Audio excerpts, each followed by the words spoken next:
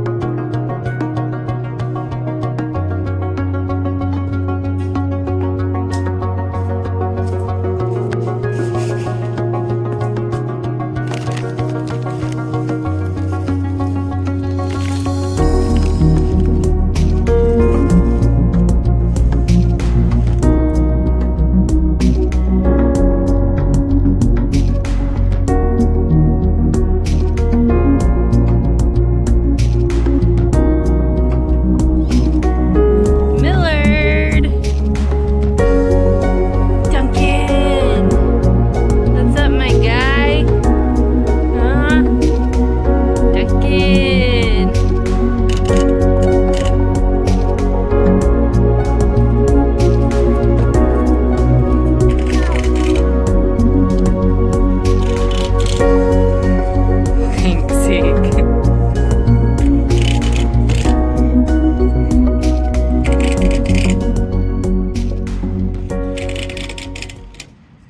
This one currently right next to me, this is Justin Rhodes' Chickshaw 5.0. We recently just built this to rehome our new flock of 30 some birds that we got from our neighbors. So this is that. Basically, we did make a few changes to it just to kind of suit our needs a little bit better. Originally, this back panel on Justin Rhodes' plans, this one is open, so you can just pull the milk crates right out for the eggs. We closed ours in because it's winter time here. I'm not sure yet if for next year in the spring and summer if we'll take that off or not. Another thing we changed was where the coop is. So we made it so that it opens this way so you can reach in here and get the eggs. Zeke, please get out.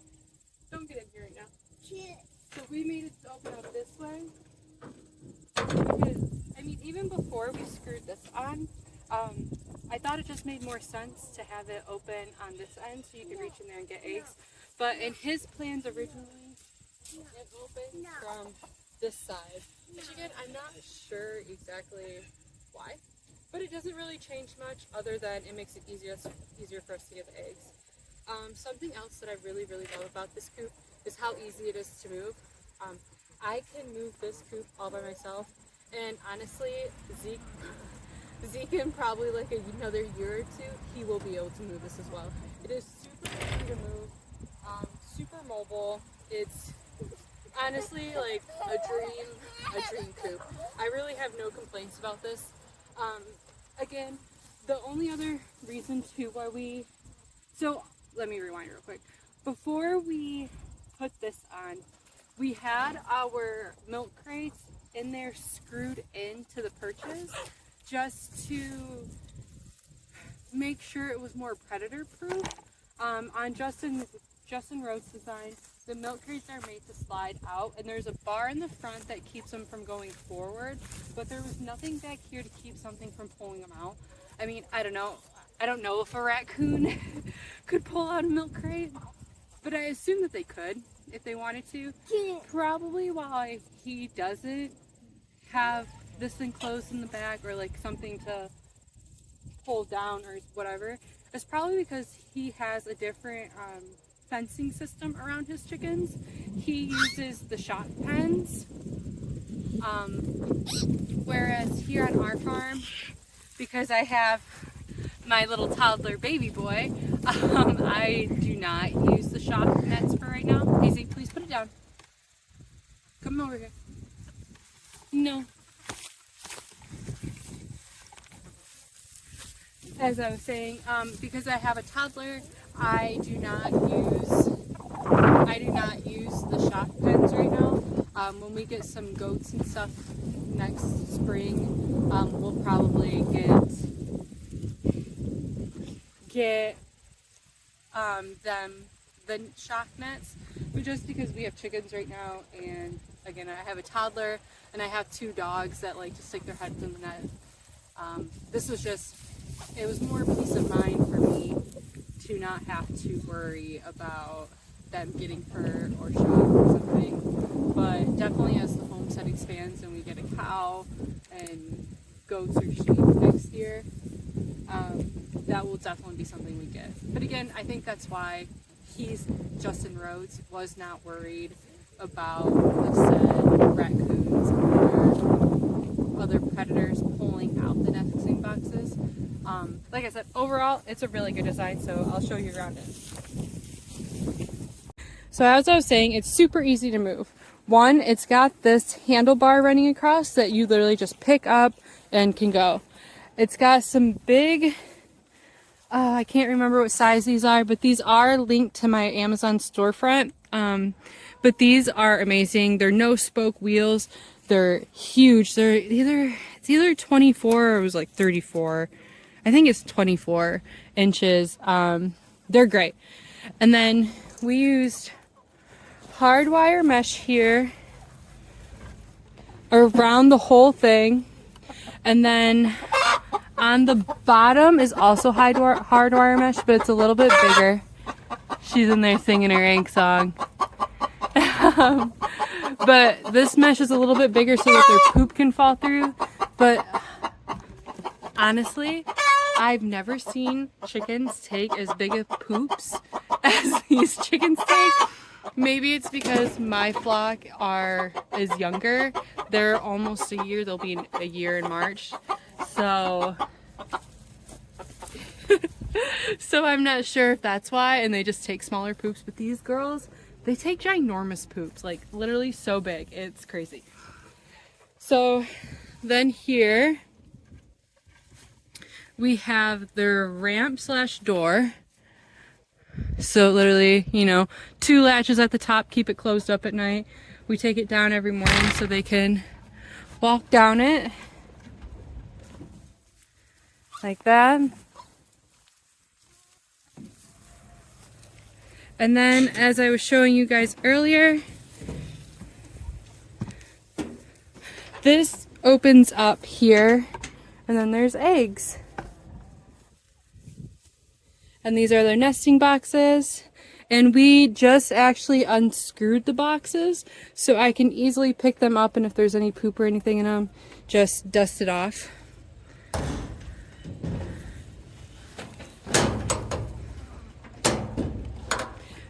That nesting material is also linked to my Amazon storefront, and I will put a link to it below. But yeah, this is the Justin Rhodes Chickshaw 5.0. It houses up to like 50 birds. We currently only have 30 some in it, and originally our plan was to put my existing flock with this flock, but I'm not sure I'm going to do that. I honestly might keep them separated, so we'll see. But it can definitely house more birds.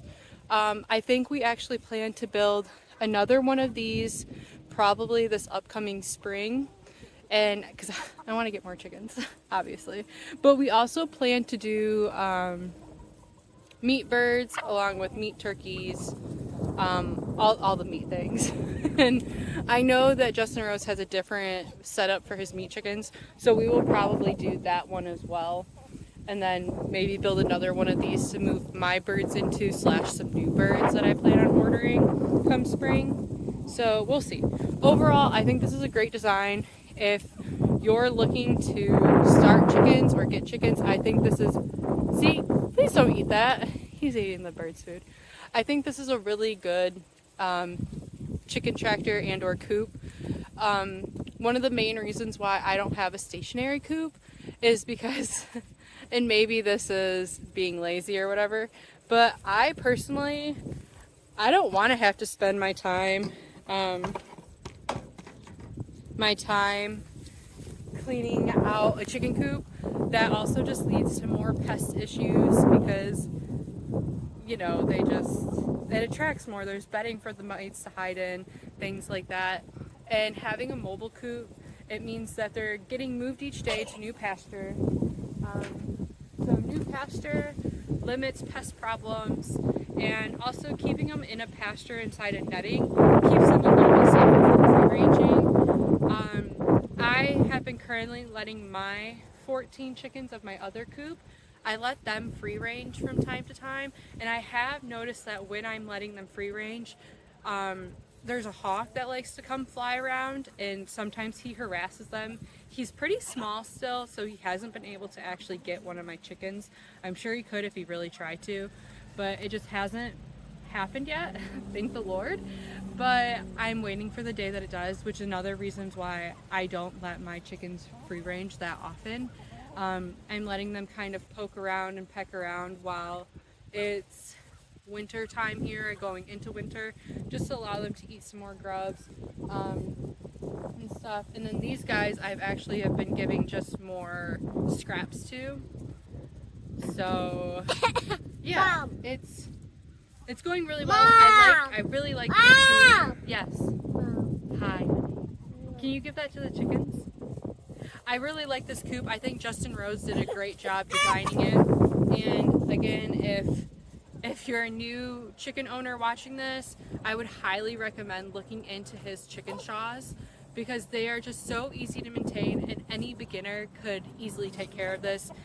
Anyone can build this. It took us a couple days to build it, just because we don't always have like a whole day to build things, so it's kind of pecking around doing things.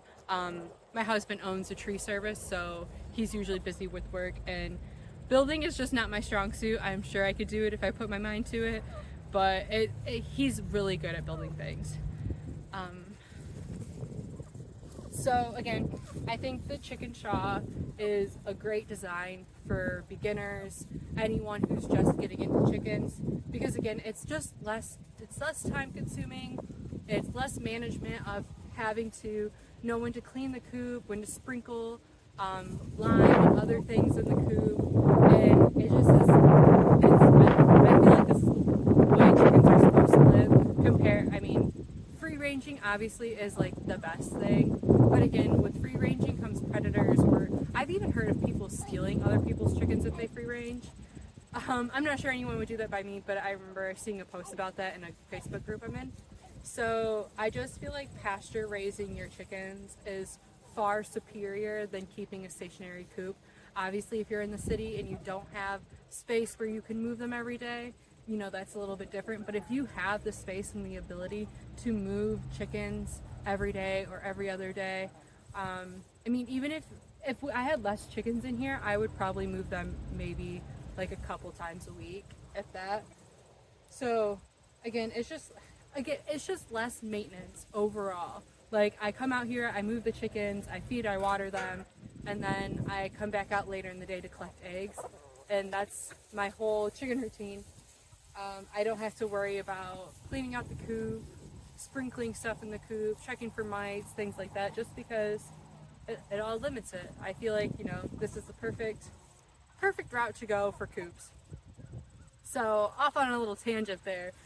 But again, if you're a newcomer, I'm going to face you guys around here.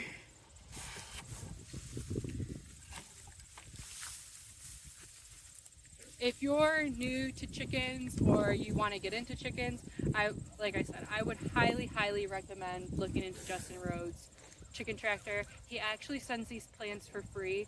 If you go to his website, I might be able to link it below, but he will send you these plans for free so you can build it.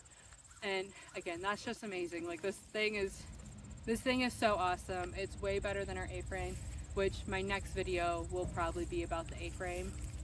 So yeah, I hope you enjoyed this little tour of our chicken coop. And can you put that down? That's for the chickens. Oops, sorry. But I hope you enjoyed looking around our coop and seeing what works for us on our farm and homestead. And we'll catch you in the next one.